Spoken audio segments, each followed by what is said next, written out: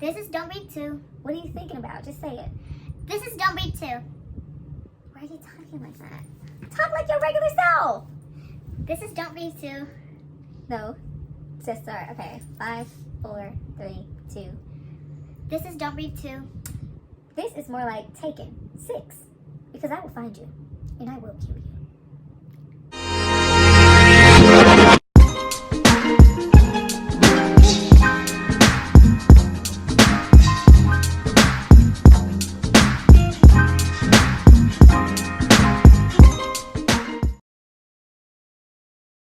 Hi you guys, welcome back to my channel. It's Tyra here with another struggle review, here to discuss Don't Breathe 2. Now, I had a really good time with the first film, and I was kind of anticipating the second one, but once I realized that we quite weren't getting a part 2 to the very first film, I had a different feeling. Now, I did watch this film with my baby Put. Say hey. Hey. So we will be reviewing this together. But before I get into how we felt watching this film, how I felt watching the first one, and what kind of lacked here but still wasn't that bad, I need you guys to drop down and subscribe to my channel and like this video. I'm going to give you guys a moment to do that, and then we're going to come back and discuss all things Part 2.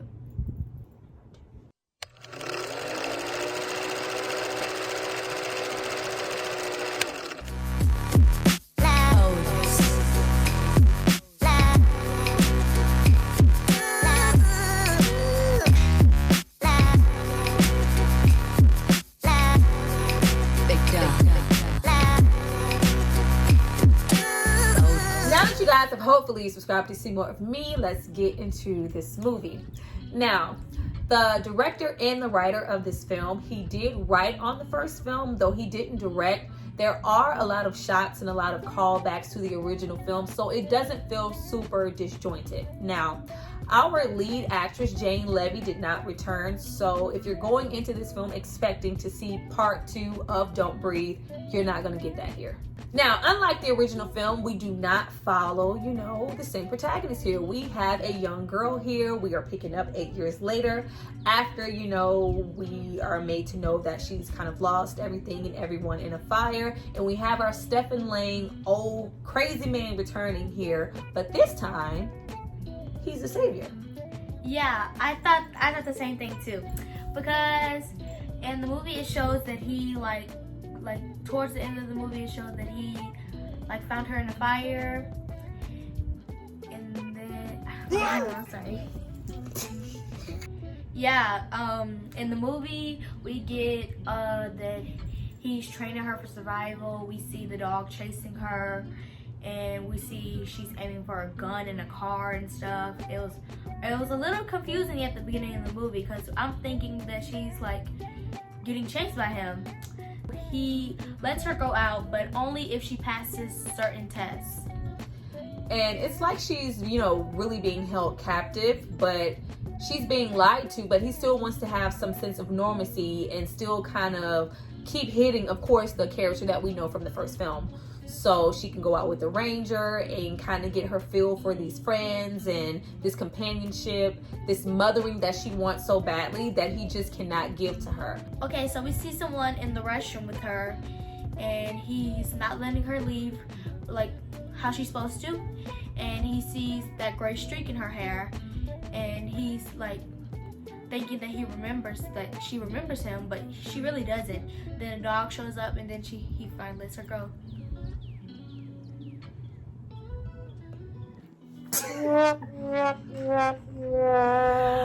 Okay, so we see her go into the restroom, and then we see somebody standing outside of the stalls whenever she comes out to wash her hands. And then he says, "Wow, you're beautiful." And she says she's not really interested. So she tries to walk out, and then he doesn't let her leave right away. And then he sees that gray streak in her hair. And then the dog shows up, and then he finally lets her go. Now, not only do we have this, at first glance, perverse stranger coming at her, we have a whole ragtag team of thugs following her to their home, and we don't know why. One of my main problems with this film is that for a long time, we had absolutely no clue what was going on. We know our previous old man character from the first film, so we know what he's about, we know what he's capable of, and we know that he's probably using this little girl, you know, for some type of fulfillment that he didn't get, you know, with the situation with his daughter. Here we have, you know, this whole team of men coming in, and for so long we do not know their motivation. We see them come in so heavy with so much impact, even, you know, with so much force as to, you know, kill the ranger, the female that we met as soon as the film started. And it's just so much left unsaid. And when I say unsaid, I mean for a long time, it's very quiet. Now, this film does not hold the same weight as the first one because it's kind of a whole different film. And the urgency that those team of, you know, teens or whatever trying to rob the house had to don't breathe and to be quiet, it's really not holding the same weight here. So we have a long time of just no dialogue and complete quiet, and it's not hitting the same. Yeah, I'm getting the same thing from that too. Cause like for a long period of the movie, we just see men breaking into her house to, I guess, kidnap her or something. I was confused for a very long time. We have her being really tactical and putting those survival skills to work, and that was really cool to see her kind of outsmart these killers. Like, we instantly hit, you know, with a guy bashing the ranger's head in with a hammer. So they are really, you know, not above murder. And it's just like the wheels are turning with, you know, well, what the hell do you guys want with this little girl?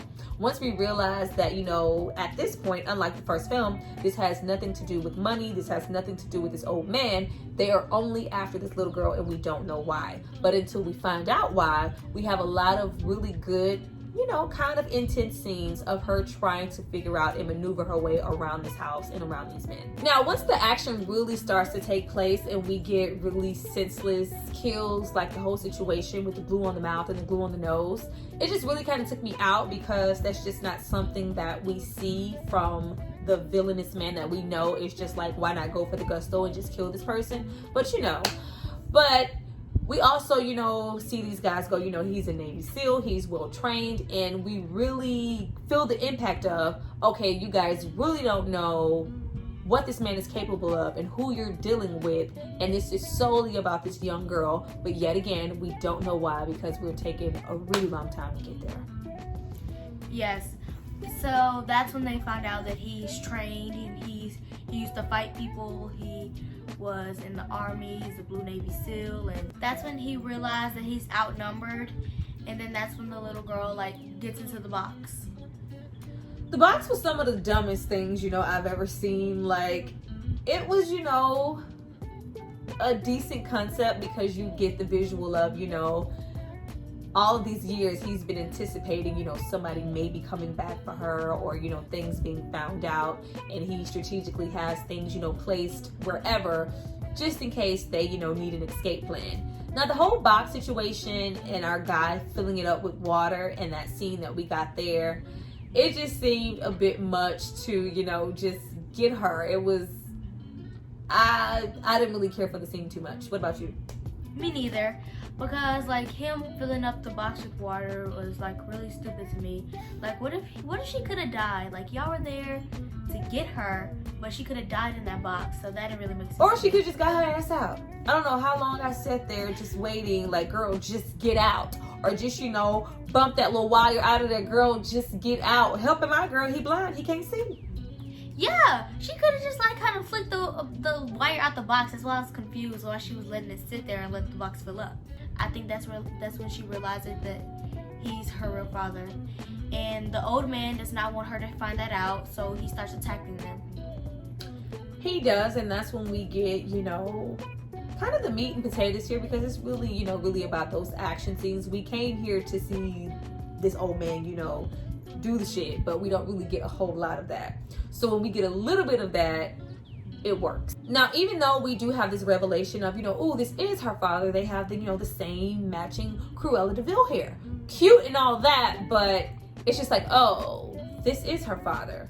But for them to even get to her, and, you know, he has this whole spew about him being imprisoned, and it goes from, you know, being a fire to, you know, a situation, and you can tell, you know, some things are not quite adding up with who he says he is. And though he may be her father, because he does know a lot about her, and we do know for the most part, the old man is lying about who he is to her. So we know there is some truth here. But it's like, you guys thought the only way to get her was to not only follow her, bash in a ranger's head with a hammer, kill an old man, and do all of these tactical things, coming here with the gang to get her. And then the light bulb goes off. You know, like, who are these people exactly? Because any other parent who had a kidnapped child, they would probably just call the police. But this particular crew didn't go that route. So he's trying to get her to go up in the attic because he realized that the bad men are coming for her. So she runs off into her room, and I'm guessing she's getting ready to run away.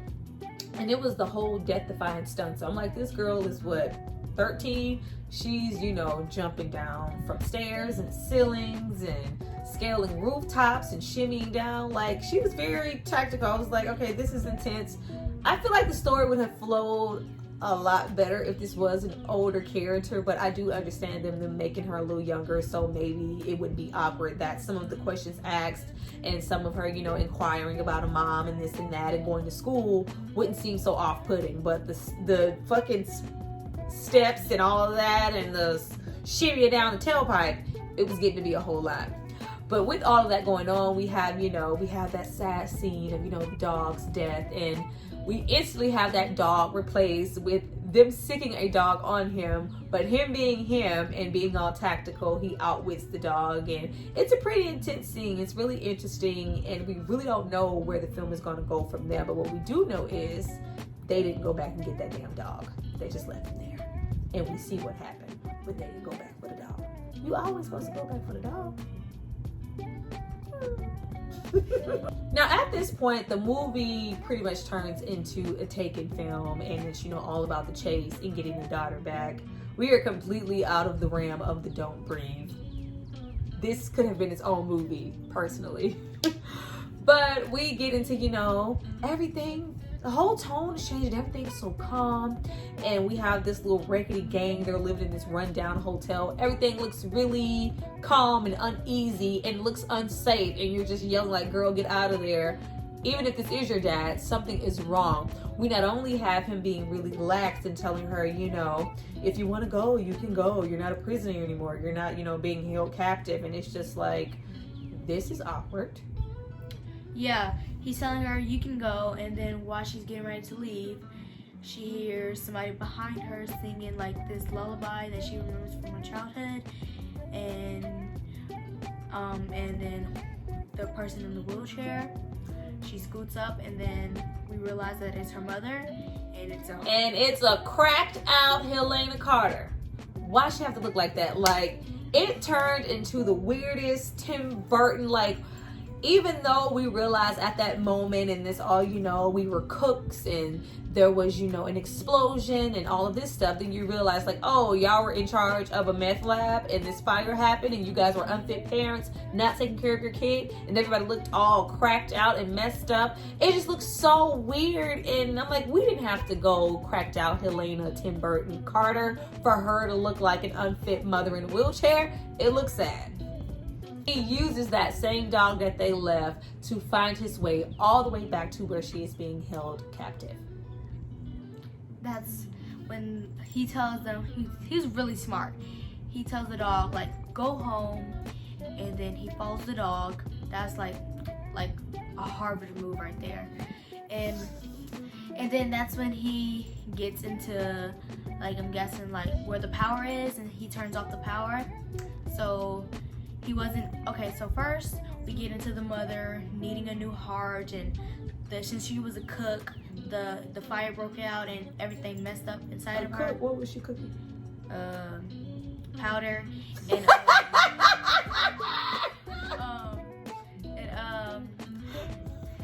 that's when she tells the daughter that it has to be a heart from a family member, and she's all the family that they have, and we see how sick this family is. They did not, go seeking for their long lost daughter, their long lost love. We want to, rekindle our love for our family. We've been looking for you all this time. No. They only sought out this little girl just to take her heart out of her body. And then to add insult to injury, we have this, little scare surgeon there who's like, yeah, we don't have the right equipment, so I have to cut it out while she's alive and breathing so she can feel everything. Like, yeah, do what you got to do. We don't care about this child. We just want her heart. Crazy. So not only do we have our old villain being a savior here, we have him saving the little girl from people who are worse than he is. So it's just a whole flip. Did you like really care for the old man here? I did. I kind of felt bad that like they were taking the little girl away from him. Like the father was way cruel. Like way. Did you forget about all the stuff the old man did in the first movie? No, I didn't. But in this movie, I don't know. It just kind of broke me down. It didn't break me down. I was like, where's some services, some child protective, just to get her all together, because this is an unsafe situation altogether. I didn't care about that old man. He was holding people hostage, all that other extra stuff in the first film. You trying to feel sorry for him? No. I don't feel sorry for him in the first film, but in this film, I kind of feel sorry. It's the same. Then he sends one of the crew members down to fix the power, and well, he didn't really make it back alive. And then, like, after that, he sends the rest of his team. Well, no, we got some cool stuff then when he sent him down, with the bell and the whole thing. Oh, yeah. He pulled some Ninja Star Warrior stuff, and he had threw a bell down his throat to, like, hear where he was going. He had shot him, and then that's when he... threw the hammer.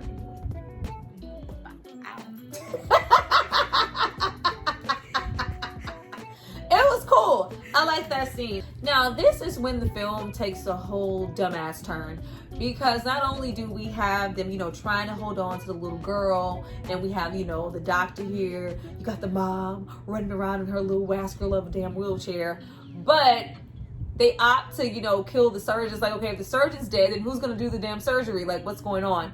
And then we have this whole fake out, smoke out, red situation, and this whole grand fight between the real father, who's horrible, and the fake old father, who's horrible, but trying to save her.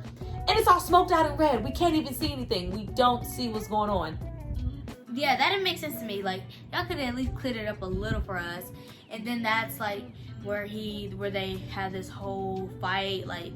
And she's chained to the she's chained. She's handcuffed to the mom. Yeah, and then on accident, I think he shoots the mom. He shoots her. And then the mom's dead, and the girl's still chained to her. And then that's when we're conveniently by this hollow pool, and it's this whole dingling on for dear life, and it was just a lot going on. I do wish we could have gotten to see some of that. That would have been good. But you see that for the most part, this old man has this endless pursuit to save her. He has been like wounded so many times at this point of the movie. He's, been stabbed and sliced and cut and poked and pawned, but he's still going. It's almost like, a Terminator vibe. Like, I'm not stopping until she's saved. And we also have the dad, who is just crazy, and he's doing all of this extra stuff just to get her heart. Yes, and it didn't make sense for me, because the girl was already dead. I think what girl was that? The woman, the wife, she was already dead at that point. So I didn't see the sense of him still chasing after the girl just to get her heart. He was mad at that point. He needed to win something. Yeah, but that didn't really go out. And then that's when, like, the mother is like hanging on for dear life by her body, and then that's when the girl feels no sympathy for the mom and starts chopping off her arm. But she falls in with her. I like the way she falls in with her, because it's like this whole like, finally, mom, you're good for something. You broke my fall, because she fell on top of her ass. Yeah. But we end off with the old guy really fighting for her and telling the dad, you're gonna see what I see, and then he pokes him out, and it's all wet and bloody and juicy. I wish it was a little clearer so we could see it, but everything has this red tint on it from the smoke so we could see it. But I really wanted to see those guts and those eyeballs, and you know what I'm saying. But we don't get to see that. But we do have, you know, the smoke finally clearing, and we hear the little girl, and then we have a really good moment here where the man just really drops the whole facade and tells her who he really is and what he's done, and tells her, you know, stay clear of me. I'm no good. I've, you know, R-word women. I've beat people. I've killed people. I'm not your dad. Stay over there. But she just doesn't listen. And that's when the father can magically, I don't know if he took some training from the dude, but he can magically still see. And he comes and he couldn't see. He could just sense. I don't know. He could just sense it, and then just stabs him in the back. Stabs him, and it's just like, and I guess that's a testament to the writer, because when he does stab him, even though I did not like the old man, there was a feeling of like, oh, no, you know, I was like, yeah, just a little bit, not as much as her. I didn't care that much, but you know, she was like, no, I was, shut up, but. You know, there is something, more than anything, you do feel for the little girl, because it's just like she has these shitty parents who are dead side by side at this point. And because she comes up and she saves him, she does not leave him there. She comes back, and just as he's about to slit the old man's throat, she stabs her actual dad and kills him. And, you know, she's just, you know, let me help you. And he's just like, no, I've done all I can do. You're the best that I'm ever going to do. I saved you. That's what I came here to do. Just let me die with, you know, some kind of dignity at this point. And he dies, and she walks into the world all by herself. And I don't know what happened to the dog. The dog disappeared. The dog? But you worried about the dog? Mm-hmm. First of all, the dog was still alive. He did, you know, try to defend the old man because they had that instant bond, and then the dad blocked him off, so the dog couldn't attack him. So the dog is still alive. He's just blocked. We have her walking out, and she goes to the orphanage with all the kids, and she makes new friends.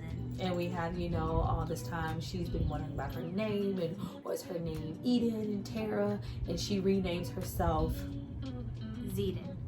She did not rename herself that. I don't know what her name was. That is not what she said. She said, my name's Phoenix. Oh yeah, Phoenix.